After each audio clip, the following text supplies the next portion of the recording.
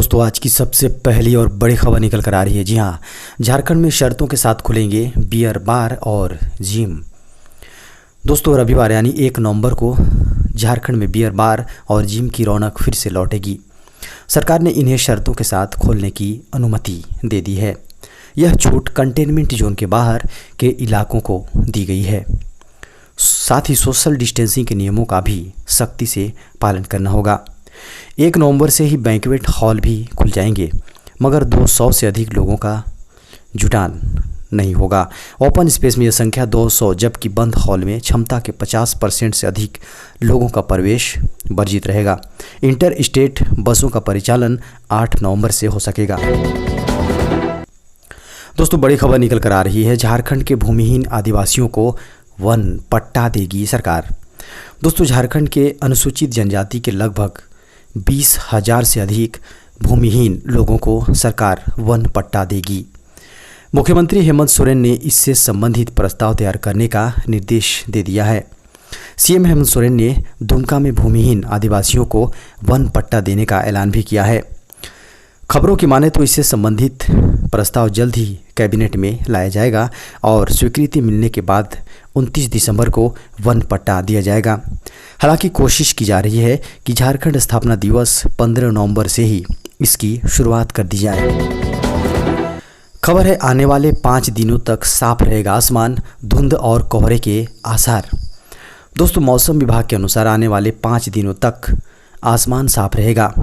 साथ ही 4 और 5 नवंबर को धुंध और कोहरे का प्रभाव रहने के आसार हैं। अगले 7 दिनों में राजधानी रांची सहित आसपास के इलाकों के न्यूनतम तापमान में 1 डिग्री सेल्सियस की गिरावट देखी जा सकती है। अधिकतम तापमान में भी गिरावट के आसार हैं। मौसम विभाग के विशेषज्ञों की माने तो तापमान में कमी के साथ ठंड का प्रभाव बढ़ेगा। अगले 7 दिनों में शहर के न्यूनतम तापमान में 1 डिग्री सेल्सियस की गिरावट हो सकती है।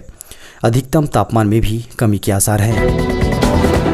दोस्तों बेहद बड़ी खबर निकल कर आ रही है। सैनिक स्कूलों में ओबीसी वर्ग को मिलेगा 27% आरक्षण, केंद्र सरकार ने दी मंजूरी। दोस्तों सैनिक स्कूलों में एडमिशन चाहने वाले छात्रों के लिए बड़ी खुशखबरी है। केंद्र सरकार ने अगले सत्र से सैनिक स्कूलों में ओबीसी आरक्षण लागू करने का फैसला लिया है। रक्षा सचिव अजय कुमार के अनुसार अब 27% सीट ओबीसी छात्रों के लिए आरक्षित रहेगी। अजय कुमार ने ट्वीट कर बताया कि वर्ष 2021-22 से सैनिक स्कूलों में ओबीसी आरक्षण लागू किया जा रहा है। सैनिक स्कूलों में भी ओबीसी वर्ग के स्टूडेंट्स को 27% आरक्षण मिलेगा। इस बारे में सभी सैनिक स्कूलों के प्राचार्यों को आदेश का परिपत्र भेज दिया गया है। परिपत्र में कहा गया है कि सैनिक स्कूलों में 67% सीटें उस राज्य या केंद्र शासित प्रदेश के स्टूडेंट्स के लिए आरक्षित होती है जहां वह स्कूल स्थित होता है। शेष 33% पर अन्य राज्यों या केंद्र शासित प्रदेशों के स्टूडेंट्स का एडमिशन होता है। खबर है मोदी सरकार का बड़ा फैसला, प्राइवेट कंपनी में काम करने वालों को भी मिलेगी ये सुविधा।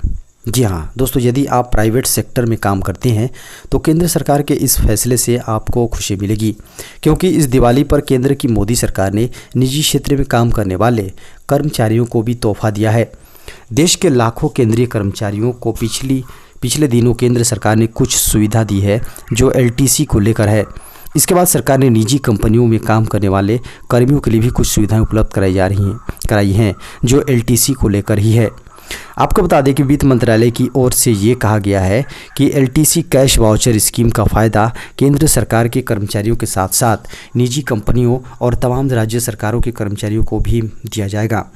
केंद्रीय कर्मचारियों की तरह इन कर्मचारियों को भी मान्य एलटीसी फेयर के इनकम टैक्स में छूट देने का फैसला किया गया है। हालांकि इस छूट में कर्मचारियों को अधिकतम 36,000 रुपये इनकम टैक्स में छूट दी जाएगी। खबर है अब नहीं रुलाएगा प्याज, नाफेड ने कीमतों पर लगाम लगाने के लिए उठाया बड़ा कदम।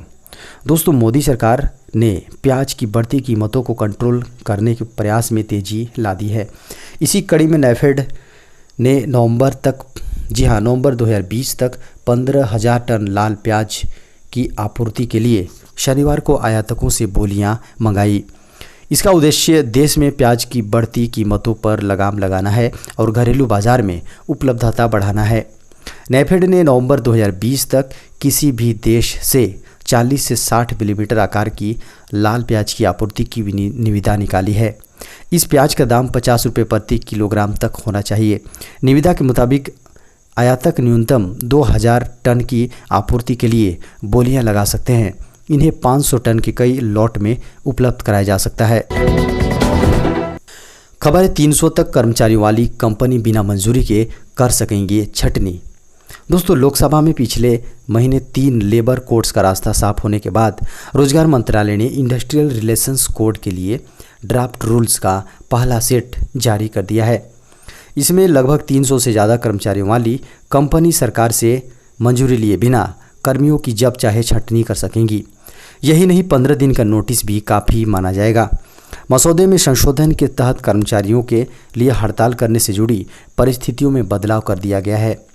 इन ड्राफ्ट रूल्स में अधिकतम संपर्क यानी कम्युनिकेशन के लिए इलेक्ट्रॉनिक मेथड्स का प्रस्ताव है, जिसमें सभी औद्योगिक इकाइयों के लिए ई रजिस्टर मेंटेन करना अनिवार्य है।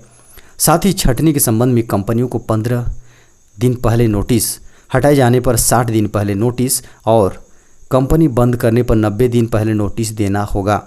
हालांकि नियमों में मॉडल स्टैंडिंग ऑर्डर को छोड़ दिया गया है और ट्रेड यूनियनों के लिए रूल्स का निर्माण राज्य सरकारों पर छोड़ दिया है। XLRI में प्रोफेसर और लेबर इकोनॉमिक्स के R श्याम सुंदर ने बताया कि मॉडल स्टैंडिंग ऑर्डर सबसे अहम है। इसके लिए सरकार अधिसूचना का इस्तेमाल कर सकती हैं। सुंदर के मुताबिक ज़्यादातर चीज़ें इलेक्ट्रॉनिक प्रक्रिया पर छोड़ दी गई हैं। इसका मतलब है कि कंपनियां अब नियोक्ता, छोटे या बड़े, या फिर ट्रेड यूनियन या श्रम विभाग, ट्रिब्यूनल, इन सभी के पास इलेक्ट्रॉनिक कम्युनिकेशन सिस्टम होना जरूरी है। अभी तक थे ये नियम, जी हाँ, 100 से कम कर्मचारी वाले औद्योगिक प्रतिष्ठान या संस्थान ही पूर्व सरकारी मंजूरी के बिना कर्मचारियों को रख या हटा सकते थे। खबर है सरकारी कर्मचारियों को तोहफा हुआ ये बड़ा ऐलान, मिलेगा सभी को बम्पर फायदा। दोस्तों, केंद्रीय एवं राज्य सरकारी कर्मचारियों के लिए एक अच्छी खबर निकल कर आ रही है। जी हाँ, सरकार के इस फैसले से लाखों लोगों में खुशी की लहर है। सरकार ने 3 महीनों यानी अक्टूबर, नवंबर और दिसंबर 2020 के लिए GPF की ब्याज दरों की घोषणा कर दी है, यानी कि जनरल प्रोविडेंट फंड। सरकार के इन ऐलान के मुताबिक इस तिमाही के लिए GPF की ब्याज दर 7.1% रखी गई है। वित्त मंत्रालय के अंतर्गत आने वाले आर्थिक मामलों के बजट सेक्शन ने इस संबंध में अधिसूचना जारी की है। इस नोटिफिकेशन में बताया गया है कि इस ब्याज दर को 1 अक्टूबर 2020 से लागू माना जाएगा। कोरोना संकट के बीच सरकार के इस फैसले से देश के लाखों कर्मचारियों को फायदा मिलेगा। केंद्र सरकार हर साल वित्तीय वर्ष की हर तिमाही के शुरुआत में स्मॉल सेविंग स्कीम यानी लघु बचत योजनाओं के लिए ब्याज दरों में बदलाव करती हैं। खबर है बैंक ग्राहक के लिए काम की खबर, नवंबर में इतने दिन बंद रहेंगे बैंक। दोस्तों, फेस्टिव सीजन के दौरान नवंबर के महीने में दिवाली, छठ पूजा समेत कई त्योहारों की वजह से देश के अलग अलग इलाकों में बैंक बंद रहेंगे। बैंकों की छुट्टी राज्यों के मुताबिक अलग अलग होंगी। हालांकि कुछ छुट्टियां ऐसी हैं जिनमें देश भर के बैंक बंद रहेंगे। शहरों के स्थानीय पर्व के चलते भी बैंक बंद रहेंगे। ऐसे में अलग अलग दिन छुट्टी होने के चलते बैंकों का कामकाज नहीं होगा। ऐसे में अगर आप नवंबर महीने में बैंक से जुड़े किसी काम को निपटाने की सोच रहे हैं तो पहले यह जान लें कि कौन से दिन बैंक बंद रहेंगे और कौन से दिन बैंक खुले रहेंगे। खबर है नियमों की अनदेखी के कारण RBI ने जियो पेमेंट बैंक पर लगाया 1 करोड़ का जुर्माना। दोस्तों, भारतीय रिजर्व बैंक ने जियो पेमेंट्स बैंक पर 1 करोड़ रुपए का जुर्माना लगाया है। मैनेजिंग डायरेक्टर और चीफ एग्जीक्यूटिव ऑफिसर की दोबारा नियुक्ति की जानकारी देरी से देने पर यह जुर्माना लगाया गया है। RBI ने एक बयान में यह जानकारी दी है। RBI ने बयान में कहा है कि नियमों का पालन नहीं करने पर यह जुर्माना लगाया गया है। RBI के मुताबिक जियो पेमेंट्स बैंक ने सेक्शन 47(1)(c) का उल्लंघन किया है। RBI का कहना है कि जियो पेमेंट्स बैंक ने किसी भी ट्रांजैक्शन को पूरा करने की तय समय सीमा के रेगुलेटरी नियमों का उल्लंघन किया है। RBI एक्ट के सेक्शन 35B के मुताबिक जियो पेमेंट्स बैंक को MD और CEO दोबारा नियुक्ति की जानकारी कार्यकाल खत्म होने से 4 महीने पहले देनी थी, लेकिन बैंक ने यह जानकारी कार्यालय खत्म होने से 1 महीने पहले दी है। इसके लिए एक खास प्रारूप में आवेदन करना होता है। खबर है LPG सिलेंडर बुकिंग पर मिलेगा गारंटीड कैशबैक। दोस्तों, गैस सिलेंडर बुक करने पर कोई एक्स्ट्रा बेनिफिट नहीं मिलता, पर अब आपको गैस बुकिंग पर कैशबैक मिल सकता है। जी हाँ, ये स्पेशल एक्स्ट्रा बेनिफिट आप गैस सिलेंडर बुक करने पर ले सकते हैं। सरकारी gas cylinder delivery company Indane ने LPG सिलेंडर की बुकिंग पर 50 रुपये का कैशबैक देने का ऐलान किया है। इंडेन ने कैशबैक हासिल करने का तरीका भी बताया है। इंडेन के अनुसार गैस सिलेंडर ग्राहक अमेजन पे के जरिए सिलेंडर बुकिंग और साथ ही ऑनलाइन पेमेंट भी कर सकेंगे।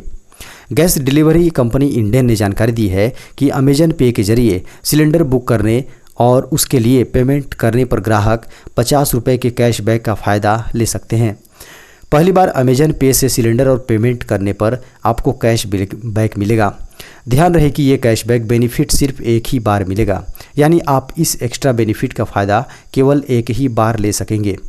अगर आप इंडियन ग्राहक हैं तो आपके लिए एक और ख़बर है। दरअसल कंपनी ने सिलेंडर बुकिंग के लिए नया नंबर भी जारी किया है।